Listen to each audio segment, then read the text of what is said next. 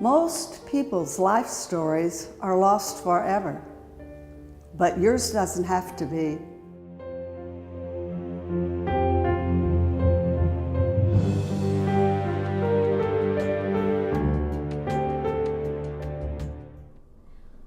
Good evening. For tonight's episode of Life Stories, I'm pleased to be here at Cornerstone with Eleanor Quirk.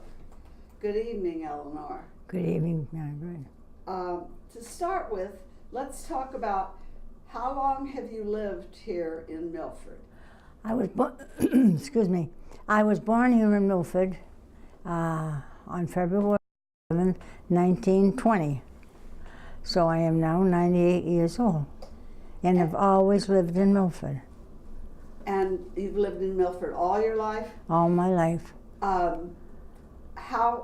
Tell me a little bit about how what it was like when you were born. What was it? What type of a day was it?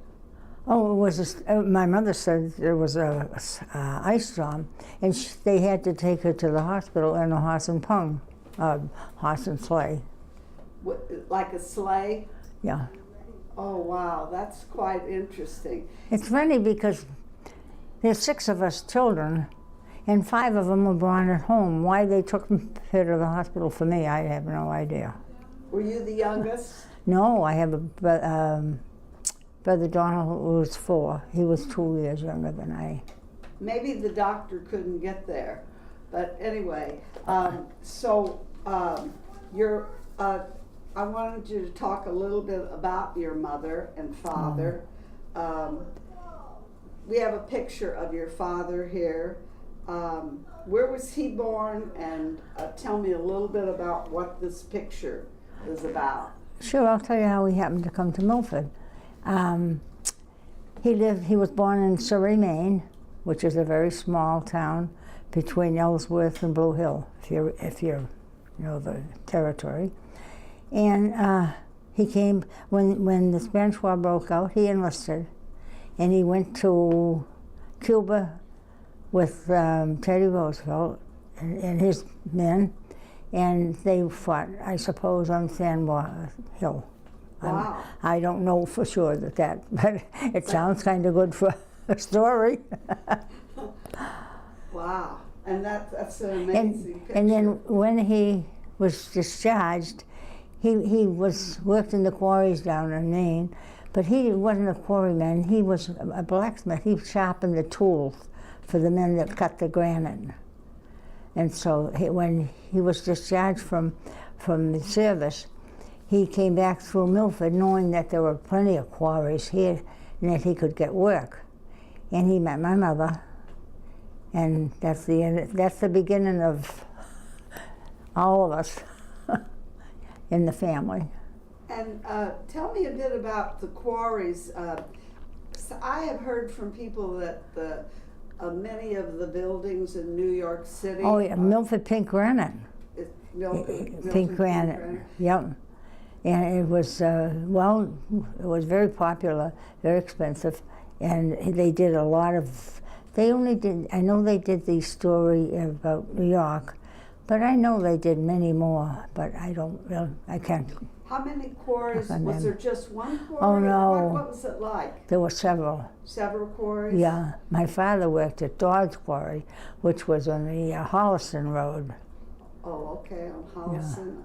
Well, it wasn't in Holliston, it was in the Holliston Road, but it was enough of the road. Is that where they have that quarry center now, or whatever it is? Oh, well, and then there's several quarries. Right.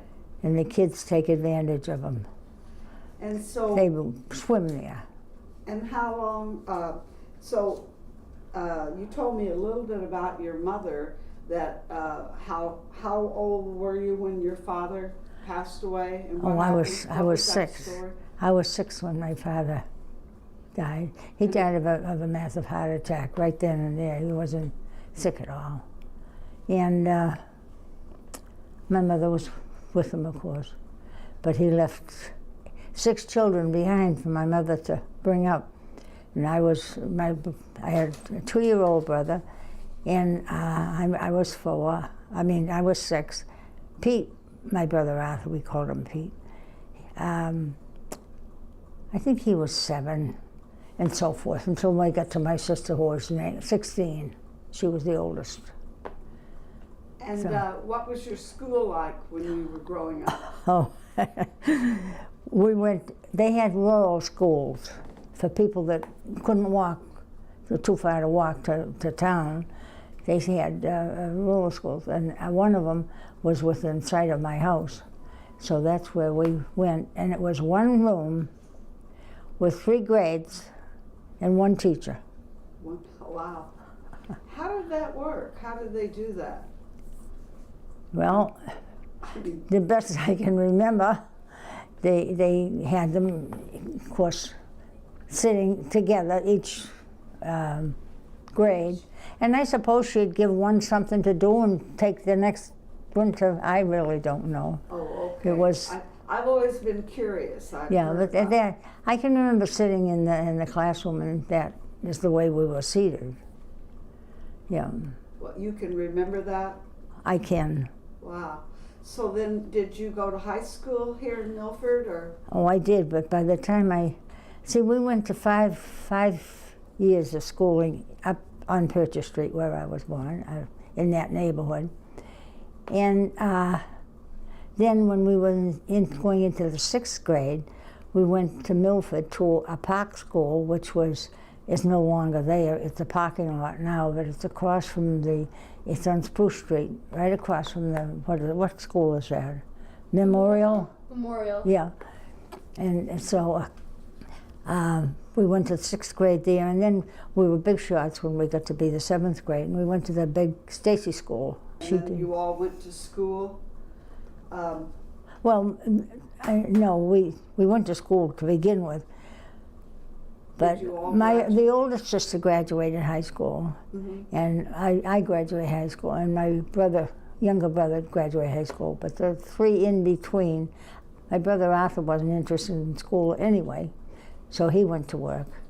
And then my sister Margie and my brother Norman, they didn't go back to school when they got through whatever grade it was, I don't know. But anyway, they didn't go out high school either.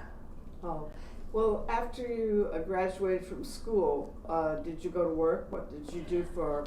I did. I went to work.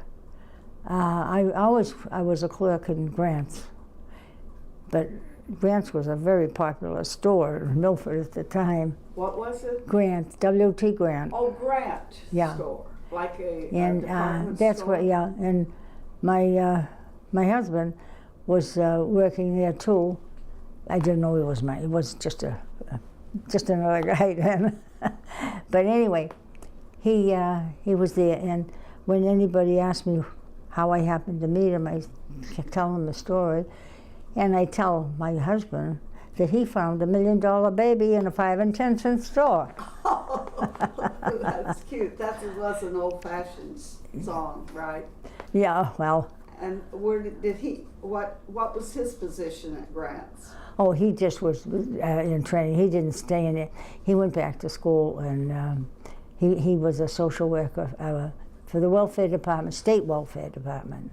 Was it located here in Milford? Where was that located? Well, he started in Milford, but then I don't know where he had to go. I think, no, I'm not going to say for sure because I don't remember. Oh, Yeah. okay. Yeah. And But he traveled every day. I know that. he traveled a lot. Mm. So, how long after you met him did you marry? A long time, about 5 years. Oh, 5 years? Well, that's not too long, but maybe 4 or back 5. then. 4 or 5 years. 4 or 5 years. Mm-hmm. And how many children did you have? Oh, I just had the one. You I have was one son? very lucky to have him, yes. Oh, okay. And I lost my second one, never had any other. But I got a very good one. The one I got was Jim?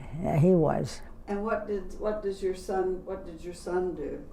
Oh, my son was a CPA with PricewaterhouseCoopers in Boston.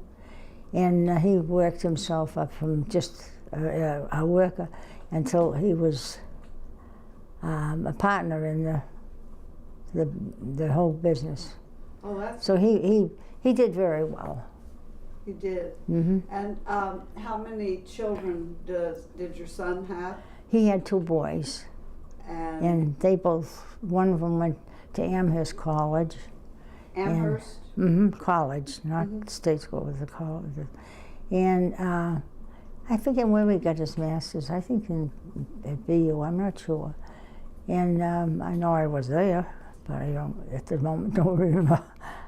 And then he stayed and worked with the PricewaterhouseCoopers too for a while with his father, but he went off on his own because that was what he wanted, and he's doing well. Great. And is that one of the pictures that you have up there? Yeah, he's the end. He's the one on the end. Uh-huh. They were just... Okay. And who's the next one? The next one was his brother, Okay. Patrick. Michael and Patrick. Their names are Michael and Patrick? And what does Patrick do? Patrick's a very smart boy, and he went to work in Washington. Washington, D.C.? Just, yeah, but not for the government at the time.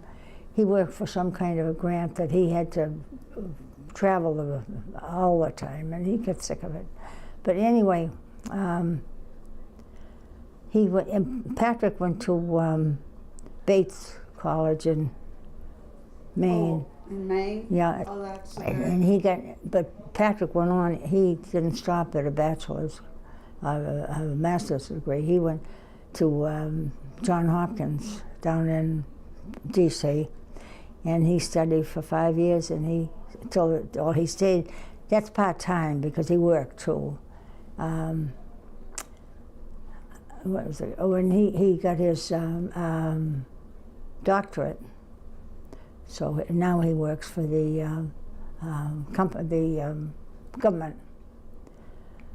You don't know what? I don't know what capacity. I know he doesn't travel anymore. Oh, that's okay. And then the other pictures up there are of. Let's see. The next one is my mother, and then my mother and father, and my own boy when he was a year. And those are the two grandsons. The next one is the grandsons, and that's my grandmother on the end. Your grandmother? My grandmother, yes. Oh. She was a Holliston girl. Oh, she was? Mm-hmm. Oh, okay. She married my father, and they always lived in Milford. Oh, I see. What else? What are some of the major changes since you lived here in Milford for some time? What are the biggest changes that you've seen in Milford? Oh, I don't know if you could really tell them all. There's so many. But I know that we went from a dirt road to macadam, but it took many years before we got there. Yeah. And when there was a when there was a snowstorm, of course they had a horse-drawn plow, and that's the only thing they had, of course. But they didn't have many cars then either. The cars were just coming in, so that people, they were very expensive, I imagine, so not too many people had them. Well, I'm sure you've seen quite a change from TV, radio now to TV. Goodness. When we had our first radio, it was, everybody would just gather around it to hear it, you know. But yeah, there was a lot more changes than you can imagine, really. Right. Because we went from horse and buggy to airplanes and. Have you traveled? Did you travel much? Did you? Love. He traveled some with me, but after he was gone, I traveled a lot, as much as I could. Oh, where have you been to out of the country? Oh yes. Where have you traveled to? Well, my husband was Irish, and he didn't think there was any other country but Ireland. And I said, oh, yes, there is. So we went to the first trip he and I took together was Ireland, Scotland, England. That was a nice trip, really. And where in England? Just England. We stopped in London. London? And, yeah. And, I've been... Did you get to Ireland? Yeah, several times. Yeah. And then where did you travel after he was gone? Oh, I think I traveled across the ocean 9 times. Really? Wow. Yeah, how long did you work? I know that you had the child. Did you work up until you had your child? I think I did. Oh. And then I excuse me, I stayed at home and took care of Buddy. So he never was a latchkey kid. He always had somebody at home when he got home for school. And those were the days that my husband was working in Milford in the welfare department anyway. So it worked out very well for us. Oh, that's great. Yeah. Yeah. So going back to your travel, what was the most interesting country that you visited? Oh, they all had some nice points. I love Switzerland. You liked Switzerland? I did. Okay. Of course, I went back to Ireland several times too. Did you actually find where his family was from in Ireland? Yeah, none of his family left, but we found out where they came from, yes. What part? Or do you remember? Yeah, I do remember, but I can't think at the moment. Oh, that's okay. I should. Hey, you've got an amazing memory. Well, we've been over several times, so yeah. it was. So I think you told me that there's one more picture we want to show, and that's Sydney. Oh, that's Sydney. Yes, Yeah. she's my Patrick's daughter, and she was born with 4 months, almost 4 months Premature. Yeah, and she had a struggle. And did you tell me that you're going to get to see her? I hope to get to see her sometime next month. Okay. She's 2 years old now. It's time. Yeah, it's time for you to get to see her. Yeah, I hope she'll. Oh, yes. Yeah. She looks like a sweet little girl. Great. I'm sure. Okay, so is there, in closing this interview, I know that you're staying here at Cobblestone. at Cornerstone. right, Crossroads, and do you what is one of the favorite things that you do here? Oh, they have something for you all the time. And it's up to you what you want to do. You do what you want, or you stay in your room and do what you want. I mean, there's no pressure. It's whenever, and we get 3 good meals a day. Oh, that, you know what, meals are important. Yeah. And they clean your room once a week for you. And they make your bed every day. Oh, So. that's great. That's great. Mm-hmm. Well, okay, it's been lovely getting to know you and interviewing you, and I hope that that when this airs, that your family will be able to see it. Well, they'll Okay. try hard, I'm sure. Okay, thank you. You're so welcome.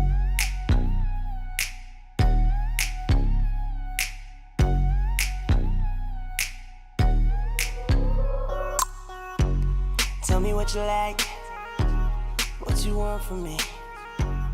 If it's on tonight, oh yeah, I just